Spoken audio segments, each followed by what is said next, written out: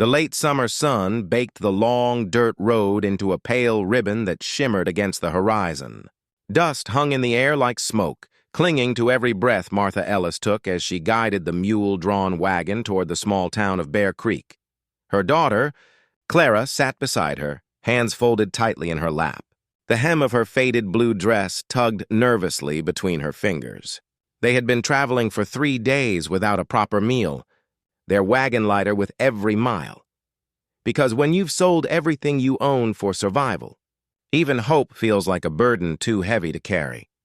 Bear Creek wasn't much to look at. 2 rows of weathered buildings, a church steeple, and a saloon that leaned like it had been built by men already drunk. But to Martha and Clara, it meant something priceless, a chance. The last letter they'd received from a friend in Wichita had mentioned that a certain rancher west of town, a man named Luke McGraw, was looking for help on his spread, someone to cook and keep house. It wasn't glamorous work, but for women with no husband and no money, it was salvation. Clara pressed her hand to her stomach as it rumbled quietly. "Mama," she murmured, her voice barely louder than the creak of the wagon wheels. "Do you think he'll take us both?" Martha forced a smile, though her heart twisted at the question. If he's got sense, he will. Men can't cook worth beans, and 2 women'll do twice the work of one. But inside, Martha worried. She knew how men looked at her daughter, some with pity, some with scorn. Clara wasn't small or fashionable like the girls in town. She was soft and round, with a quiet sweetness that made her easy to overlook. Yet Martha knew her daughter's worth. She had a laugh that could warm any cold day, a way of making bread rise better than any preacher's prayer, and a heart that loved too easily. Still, men out here didn't often see past appearances, and Luke McGraw, whoever he was, might be no different. When they reached the general store, the owner, Mr. Tobin, greeted them with a squint. "You ladies lost?" he asked, wiping his hands on his apron. "Not lost," Martha said, her voice steady. "Just looking for work. We heard tell Mr. McGraw at Bear Creek Ranch might need help." Tobin's eyebrows rose. "Luke McGraw, huh? The giant of Bear Creek?" He chuckled under his breath. "You'll find his place west of town, about 5 miles out. Big man. Quiet. Don't talk much. Some say he's mean, but I reckon he's just lonely." Clara looked up. "Lonely?" she asked softly. Tobin nodded. "Lives alone, mostly. Runs that ranch like it's his army. Don't take kindly to gossip, though. So best keep to your business if you go there." As they thanked him and turned back toward the wagon, Martha's heart thudded faster. A giant? She had no patience for men with tempers, but a man who kept to himself might not mind a pair of humble cooks. Maybe this was fate. One last door opening before they lost everything. The road to Bear Creek Ranch wound through golden fields and low hills. By the time the sun dipped behind the mountains, they saw it, a sprawling ranch house, its roof glowing orange in the sunset. Fences stretched as far as the eye could see, and cattle dotted the horizon like dark coins. Martha pulled the reins. "We'll stop here, Clara. Time to see if the Lord's still listening." Clara climbed down, smoothing her dress. The dust rose around her ankles, the scent of sagebrush thick in the air. Somewhere inside that house was a man they'd never met, a man whose life was about to entwine with theirs in ways none of them could yet imagine. The giant of Bear Creek didn't know it, but his quiet world was about to change forever. The ranch house at Bear Creek rose out of the land like something carved by the wind itself, solid, square, and weathered by time. The boards were sun-bleached, the porch broad enough for a man to pace without falling through it, and the chimney smoked faintly against the reddening sky. Inside that house, Luke McGraw, known around town as the Giant of Bear Creek, was washing his hands in a basin by the window. Unaware that fate was rumbling up his driveway in a mule-drawn wagon, Luke was a man who filled a doorway, 6'6", broad-shouldered, with a chest like a bull and hands that could wrap around a fence post. But there was something quieter about him than his size suggested. He moved carefully, as if the world might break if he pushed too hard. He had a deep voice that most mistook for anger, but it was just rough from disuse. The truth was, Luke McGraw didn't talk much to anyone. After his younger brother Samuel had died in a stampede 6 years ago, Luke had thrown himself into work. He'd built fences until his hands bled, bought more cattle, expanded the ranch, anything to drown out the guilt that ate at him. Samuel had been the reckless one, the charmer, the dreamer. Luke had always been the strong one, the protector. And on that terrible night, he hadn't been fast enough. Since then, silence had been his companion. The only voices in his house now belonged to the ranch hands who came and went, and old Hank, his foreman, who had the bad habit of trying to mother him. "You need someone in this house, Luke," Hank had said that morning over breakfast. "A woman's hand. Someone to cook, clean, maybe knock some softness into you." Luke had snorted, pushing his coffee away. "Ain't looking for softness," he'd grumbled. "Just quiet." But quiet was a poor substitute for warmth, and warmth was something he hadn't felt in years. So when Luke heard the wagon wheels crunching on the gravel outside near sundown, he frowned and set the towel down. Visitors were rare out here, especially women. He stepped out onto the porch, the boards creaking under his heavy boots. The sight that met him stopped him cold. 2 women stood beside a tired mule and an older wagon. The elder, gray hair tucked under a bonnet, posture proud despite the dust, was clearly the mother. But it was the younger one who caught his gaze. She was curvy, her dress plain and a little worn, her cheeks flushed from travel. Her eyes were the color of river moss, soft, uncertain, but bright. When she saw him, she froze, like a bird unsure if the giant before her meant harm. Martha Ellis cleared her throat. "Mr. McGraw, sir?" He nodded once. "That's me." His voice rumbled low, startling the mule. "We heard you might need cooks," Martha said, lifting her chin. "My daughter and I, we're clean, honest workers. We can cook, wash, mend, and we don't expect charity." Luke studied them silently for a long moment. He could see exhaustion in their faces, dust in every line of their clothes, hunger in the way the girl stood just a little too still. But there was something else there, pride, the kind he respected. Finally, he stepped down from the porch. "Kitchen's been cold for a month," he said slowly. "If you can make it smell like food again, you'll earn your keep." Martha smiled in relief. "Thank you, sir, Clara." Still clutching the strap of her bag, whispered, "We won't be any trouble." For a reason he couldn't name, Luke found himself replying softly, "Trouble might be what this house needs." As they followed him inside, the last light of day flickered across his face, softening the harsh planes of his jaw.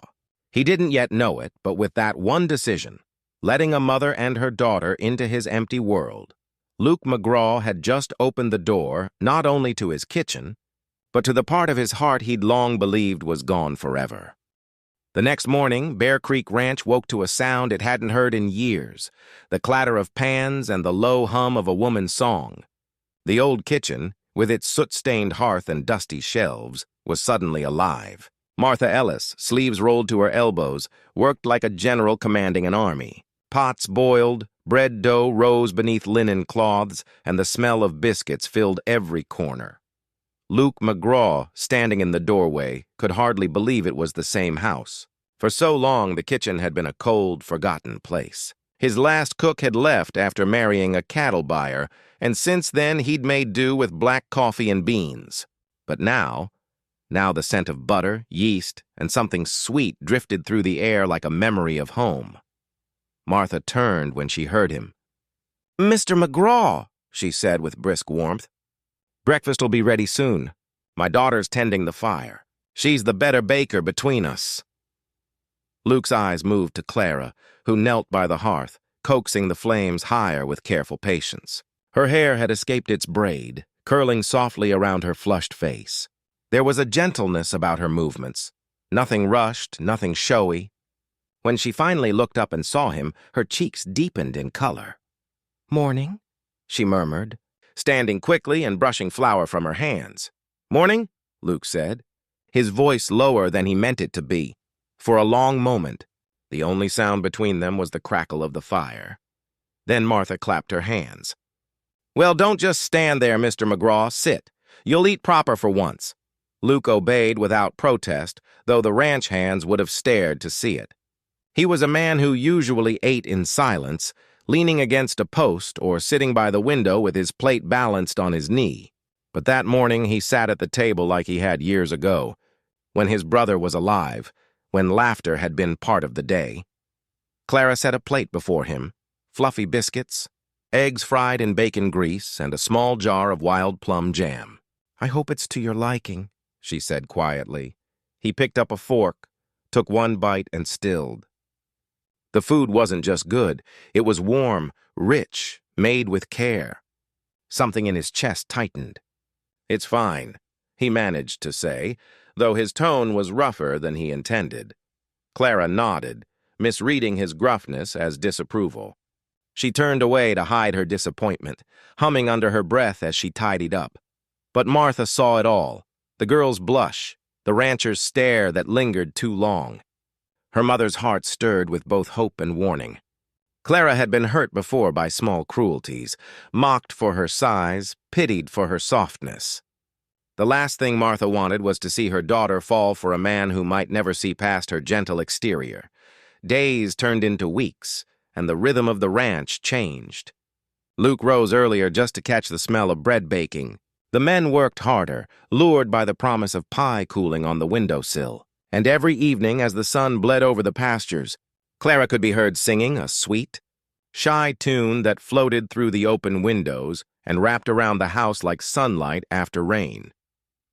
Luke found excuses to pass through the kitchen, checking on supplies, fetching water, pretending to fix the door hinge. He'd stand a moment too long, watching the way Clara's eyes lit when she laughed, or how she brushed flour from her arms, unaware of the power she held over the silence that had once ruled his home.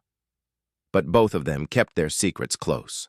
Clara hid her growing affection behind polite words and lowered eyes, certain that a man like Luke could never look at her that way. And Luke, haunted by his own guilt and loneliness, told himself that what he felt was gratitude, nothing more. Still, every loaf of bread, every shy glance, every soft laugh chipped away at the walls between them. The house that had been silent for years now pulsed with life. And somewhere deep inside that giant of a man, a spark he thought long dead began to burn again. By late autumn, Bear Creek Ranch had changed in quiet, almost invisible ways. The men worked longer hours but complained less. Laughter now echoed from the bunkhouse in the evenings. The smell of Clara's biscuits and Martha's stews drifted across the yard, promising comfort after a long day. Even the horses seemed calmer, as though the land itself had softened under the women's touch. For Luke McGraw, the change was both a blessing and a torment. His mornings began with the sound of Clara's humming and ended with the sight of her shadow through the kitchen window, hair glinting gold in lamplight, moving gently as she worked. He told himself it was nothing, just gratitude for good cooking, but he knew better. The feeling stirred deep and dangerous, and the harder he tried to bury it, the more it grew. But the ranch was full of eyes. Men notice when their boss changes his routine. They saw Luke linger near the kitchen door after supper, saw how Clara's laughter followed him like a scent, and men talk. The first whispers began around the fire pit, where the ranch hands played cards at night. Jed Barker, the foreman, was the one who fanned the sparks.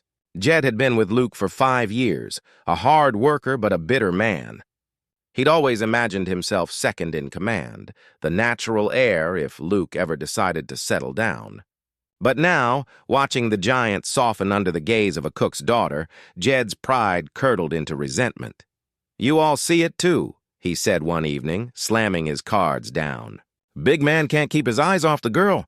Thinks none of us notice." A few men chuckled uneasily. "Can you blame him?" one muttered. "She's a sweet thing. Cooks like an angel," Jed sneered. "Sweet, sure.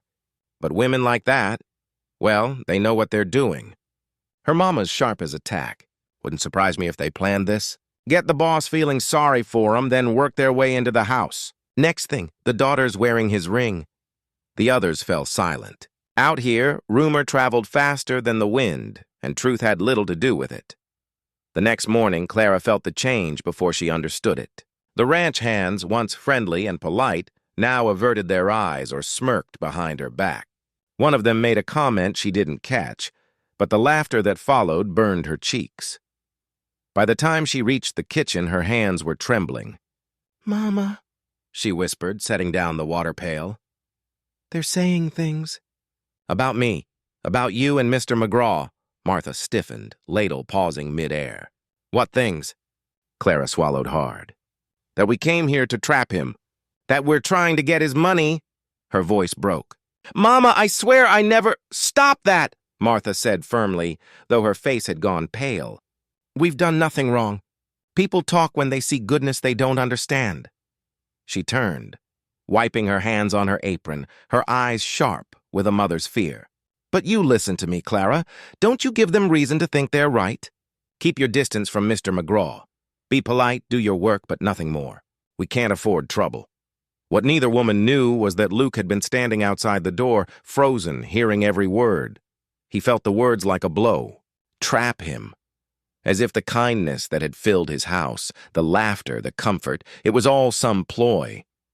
Shame and anger warred inside him, but beneath it all was something worse, the hollow ache of doubt.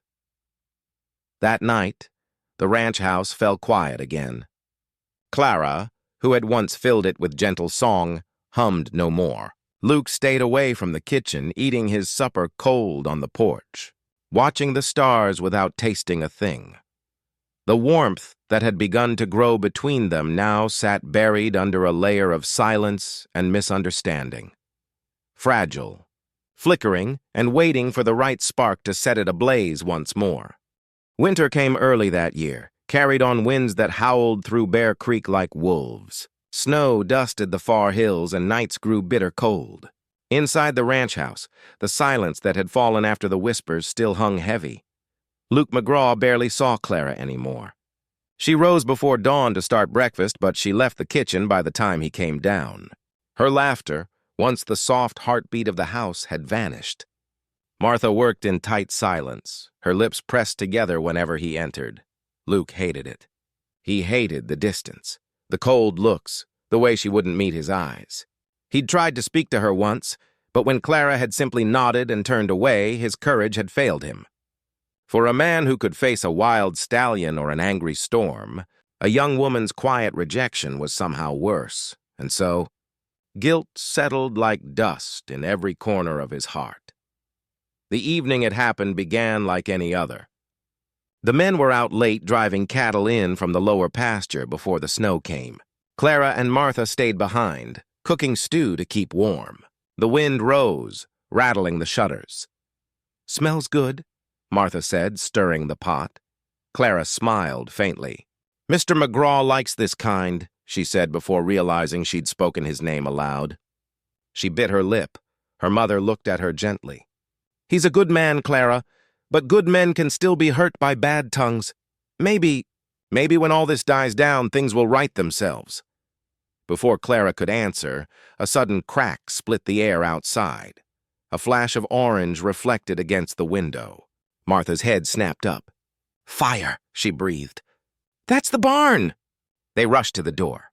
The barn stood ablaze, flames roaring into the night sky, wind feeding the inferno. Inside, the horses shrieked in terror, kicking at their stalls. "Stay here!" Martha shouted, but Clara was already running, skirts flying. "Clara, no!" The ground trembled under her boots as she sprinted toward the fire. Smoke stung her eyes, but she could hear them, the frightened cries of the horses.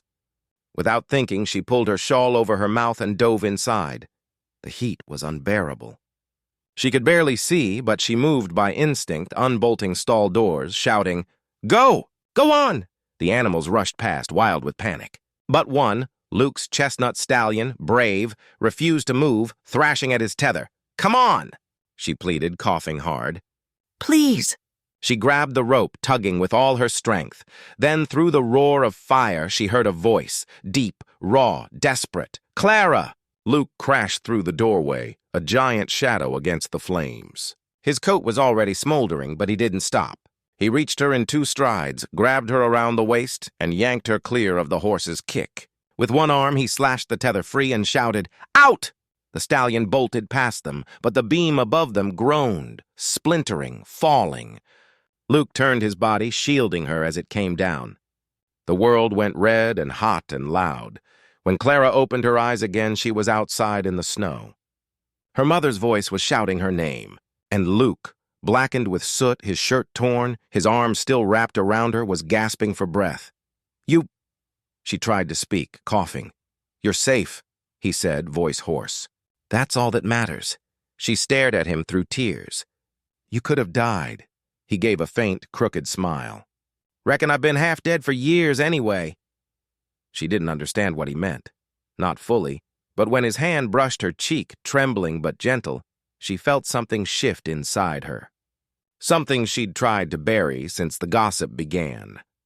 By the time the ranch hands arrived with water buckets, the barn was a smoking ruin, but every horse lived.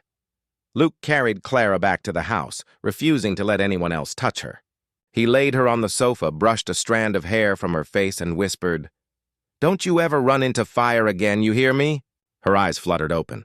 "Only if you promise to come after me again." For the first time in years, Luke McGraw laughed, a deep, aching sound that filled the house like thunder breaking after rain.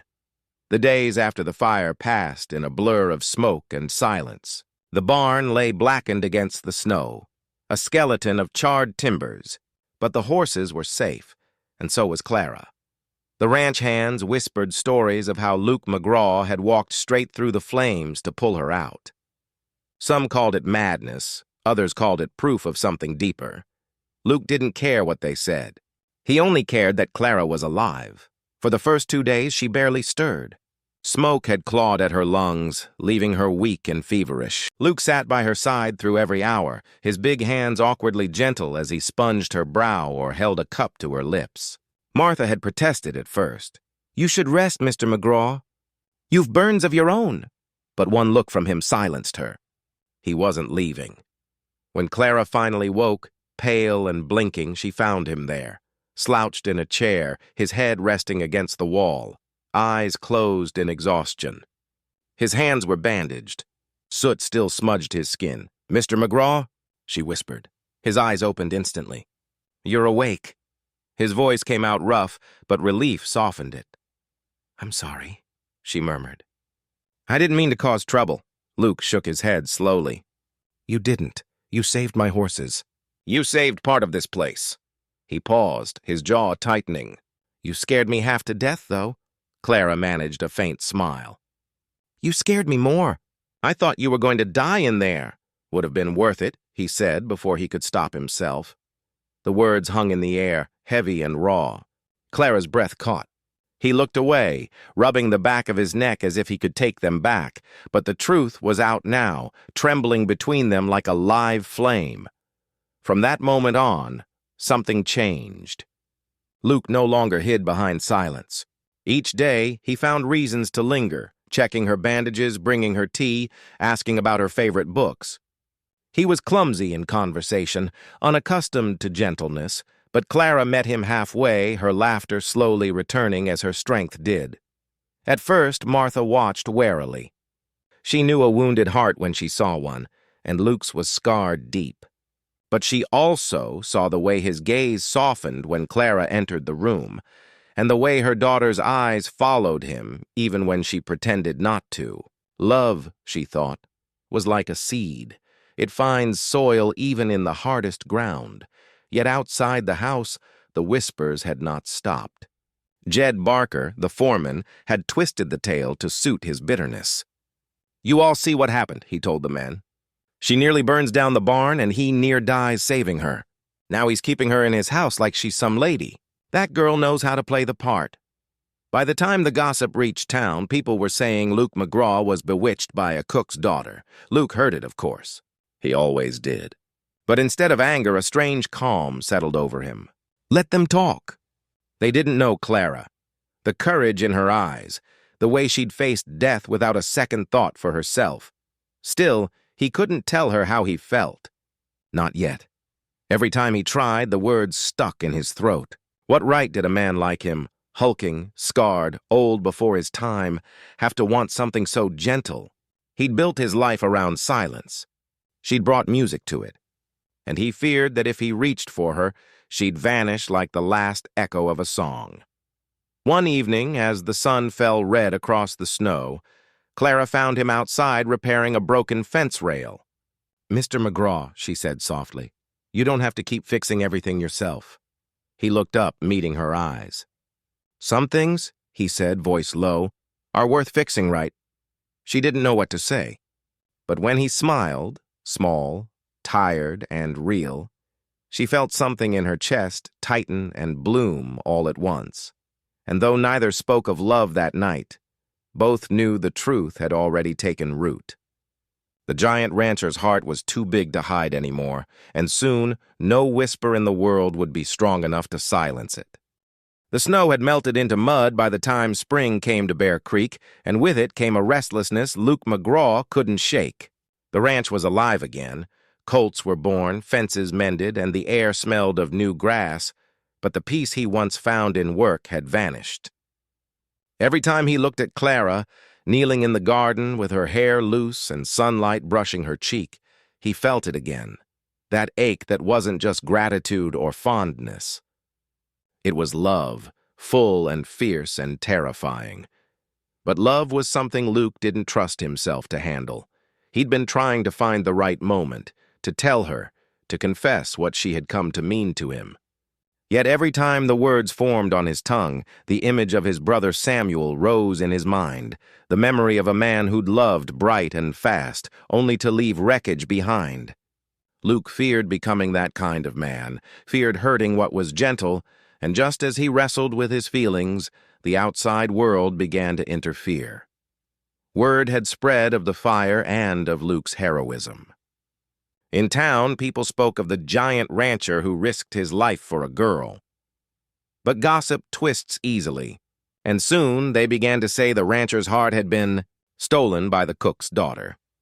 To quiet the talk, and under pressure, from local businessmen who depended on his good reputation, Luke accepted an invitation to supper at the home of Mrs. Evelyn Ross, a wealthy widow known for her sharp tongue and finer manners. It was meant to be a polite gesture, nothing more. He didn't even realize it looked like courtship, but Clara did. That evening, she watched from the porch as Luke rode out in a clean white shirt, his hair combed, a bottle of wine under his arm. Her stomach twisted. Her mother came up behind her quietly. "Don't stare, Clara. You'll only hurt yourself." Clara turned, her eyes stinging. "He doesn't owe me anything." "No," Martha said softly. "But that doesn't mean you don't care." The days that followed were torture. Word traveled fast, people saying Evelyn Ross had her eye on the rancher, that she'd make him a fine wife. When one of the ranch hands joked, "Guess the boss found himself a lady fit for him," Clara forced a smile and fled to the kitchen, her heart splintering with every step. Luke, meanwhile, had no idea the damage he'd caused. The supper had been dreadful. Evelyn Ross had chattered on about investments, land, and social position, and when she'd hinted, half in jest, that marriage to her could clean up his image, Luke had stood so fast he nearly knocked the table over. He rode home furious, swearing never to set foot in town again, but by the time he returned, Clara was gone.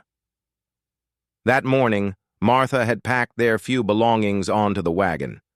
The gossip had grown too cruel, and Clara could no longer bear the stares, the laughter, or the ache of loving a man she believed was promised to another.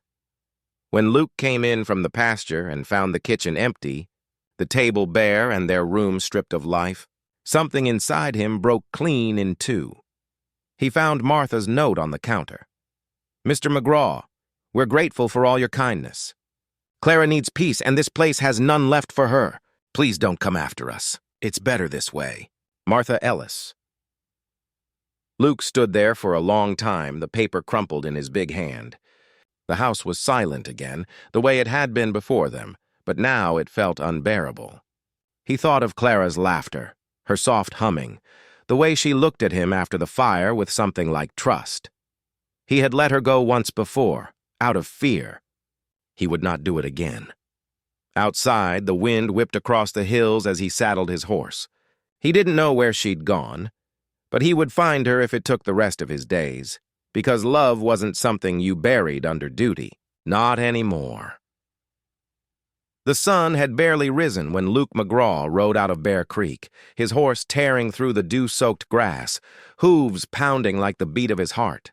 He didn't know exactly where Clara and Martha had gone, only that they'd taken the East Trail, a lonely road that wound toward Willow Bend, a small settlement where travelers often stopped before crossing the mountains. He hadn't slept since finding the note. Every word of it burned in his mind. Please don't come after us. It's better this way. Better for whom? Not for him. Not for the ranch that had felt alive only when she was in it. The wind stung his face as he rode, and the land blurred by. Rolling plains, rivers swollen with spring melt, and the smell of wild sage carried on the air. He passed through the empty hills like a man possessed, asking every traveler he met if they'd seen a wagon with 2 women, one older, one younger. Some nodded, pointing ahead. Saw them near Miller's Crossing, moving steady east. He urged his horse faster. Hours stretched into a day, and a day into 2. He camped under the stars, too restless to sleep.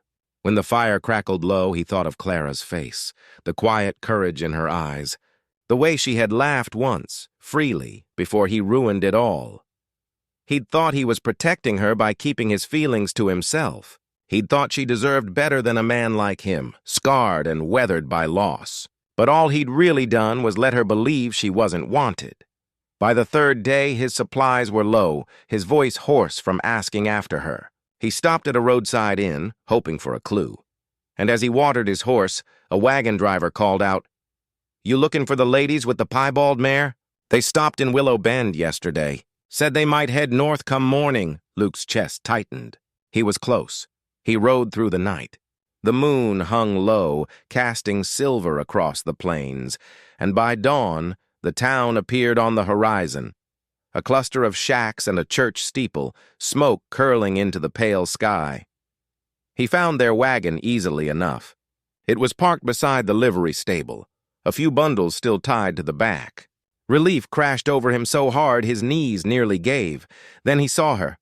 Clara stood near the well, her hair braided loosely, her dress plain and wrinkled from travel. She was handing a bucket to her mother when she looked up and froze. The bucket slipped from her fingers, splashing water across the dust. Luke dismounted slowly, his throat tight. He didn't know how to begin. The words that came felt rough, unsteady. "Clara."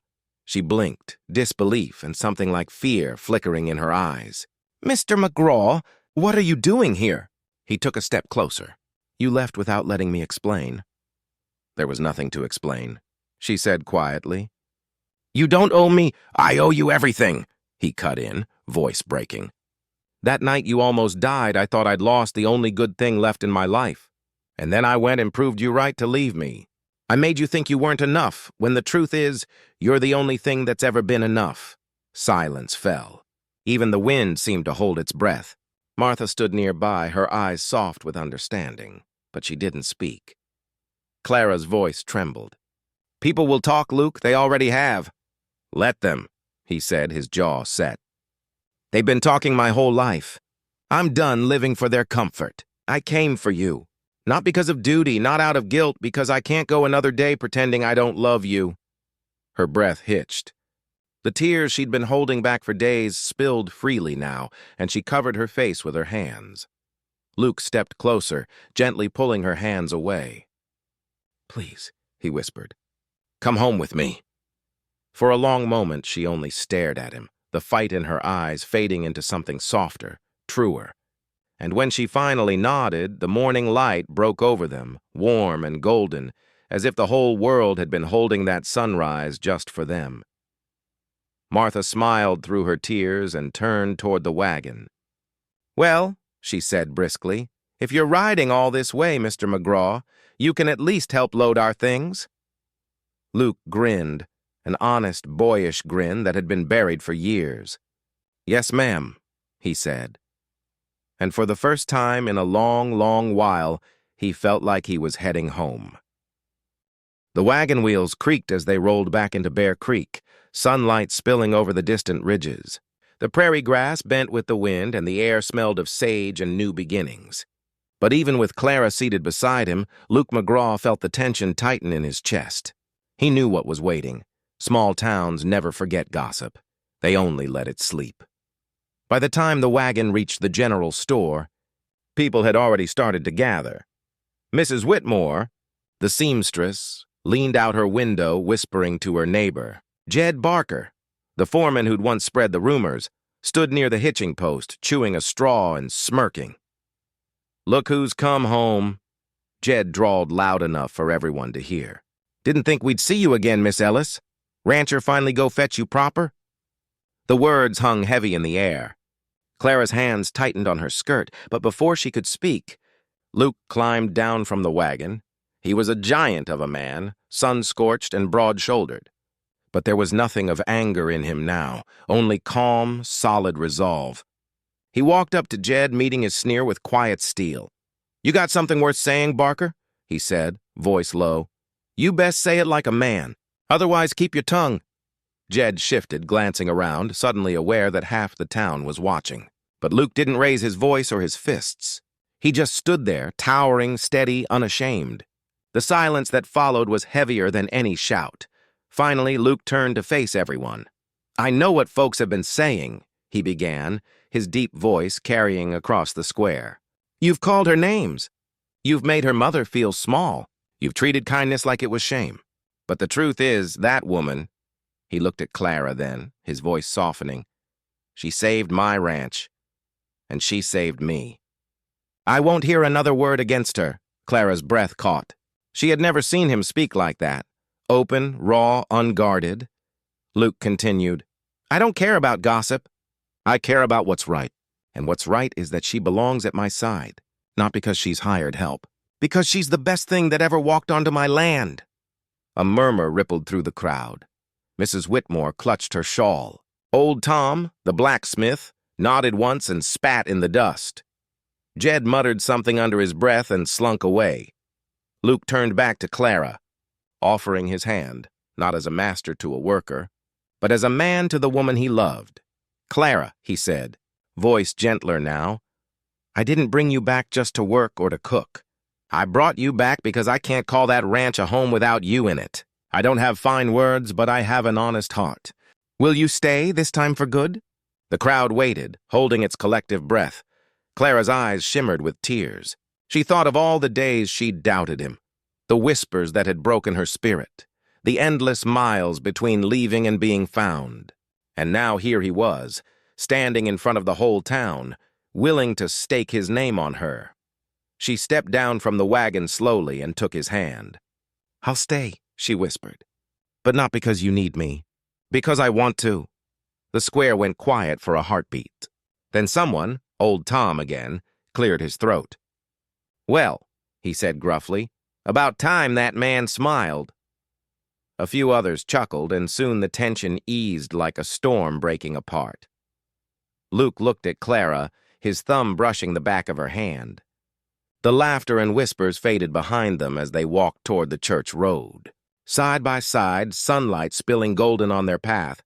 For the first time in his life, Luke McGraw didn't feel like he had to fight the world. He'd already won the only battle that mattered. And as they rode home that evening, past the fields, the barns, and the hills that had watched them both struggle, he realized something simple, something he'd never dared believe. Love, when it's true, doesn't need to hide. It stands tall, like a giant against the wind. Spring had deepened into early summer, the meadows thick with wildflowers and the rivers running full again. The ranch, once a lonely expanse of land and silence, now breathed with laughter, song, and life. For the first time in years, Luke McGraw woke each morning with peace in his chest instead of weight. And on this day, the brightest day of all, he was about to make Clara Ellis his wife. The wedding was small, just the way Clara wanted it. The church at Bear Creek stood white against the blue sky, its bell polished, its steps swept clean by the same hands that had once cooked in his kitchen. Martha fussed over every detail, arranging flowers that Luke's men had gathered from the fields. Lavender, daisies, and wild roses, tied in bundles with twine. Inside, the pews were filled with townsfolk, their faces soft with something between curiosity and affection. Gossip, it seemed, had lost its edge. Even Mrs. Whitmore, who had once whispered the cruelest things, sat near the front, her hat adorned with a smile as tight as her ribbon. Luke stood at the altar, stiff in his black coat, his big hands clasped together to hide the tremor. He'd faced blizzards, fires, and stampedes without fear. But this, waiting for her, this made his heart hammer like a green boy's. Then the doors opened. Clara walked in on her mother's arm, sunlight spilling behind her like a blessing. She wore a simple dress the color of cream, with lace at the collar and a single sprig of lavender tucked into her hair. There were no jewels, no frills, just her, radiant in her quiet grace. For a moment, Luke forgot to breathe. She looked at him and smiled, small, trembling, but true. And in that instant, every mile he'd ridden, every hurt and doubt and lonely night was worth it. When she reached him, he whispered, "You sure about this?" Her eyes shone. "I've never been sure of anything." The preacher, old Reverend Collins, smiled kindly as he opened his worn Bible. His voice carried steady through the still air. "Marriage is not built by grand gestures, but by steadfast hearts. Today we joined two such hearts. The vows were simple. Luke's voice was deep and rough, but every word rang honest. "I don't have much to give," he said, "but everything I've got, my land, my name, my life, it's yours. You've already made this place a home, Clara. I just want to spend the rest of my days keeping it worthy of you." Tears shimmered in her eyes. Her own voice wavered, soft but sure. "I came to your ranch to cook. I never thought I'd find kindness there, or love. You showed me both, even when you didn't say it out loud. I promised to stand beside you, not behind you, to remind you that even a giant man needs someone to hold his heart." A quiet laugh rippled through the crowd. Even Luke smiled through the tightness in his throat. When the preacher pronounced them husband and wife, the bell above the church rang out, echoing across the valley. Luke kissed her, gentle at first, then with a depth that told every watching soul that this was no fairy tale, but something real, hard-earned and lasting. Outside, the townsfolk gathered for food and laughter beneath the oak trees. Martha wiped her eyes while pretending to fuss over the pies. Even the ranch hands grinned and slapped Luke on the back, teasing him about being soft for a married man. As the sun dipped low, Luke led Clara up the ridge overlooking the ranch. The fields below glowed gold, dotted with cattle, the fences mended, the barns rebuilt. The same land that had once been lonely now pulsed with life and love. He wrapped his arm around her shoulders. "Never thought I'd see this day," he murmured. Clara leaned into him. "You didn't have to see it," she said softly. "You just had to believe it." He kissed the top of her head and smiled toward the horizon, where the sky burned orange and pink. For the first time in years, Bear Creek didn't just belong to Luke McGraw. It belonged to both of them, to a giant rancher and the woman who'd taught him that love, once found, could turn even the roughest land into something tender. And as the wind whispered through the grass, carrying laughter down from the hill, it felt as if the whole prairie had joined in their vow to hold fast, through fire and fear, for all the years to come.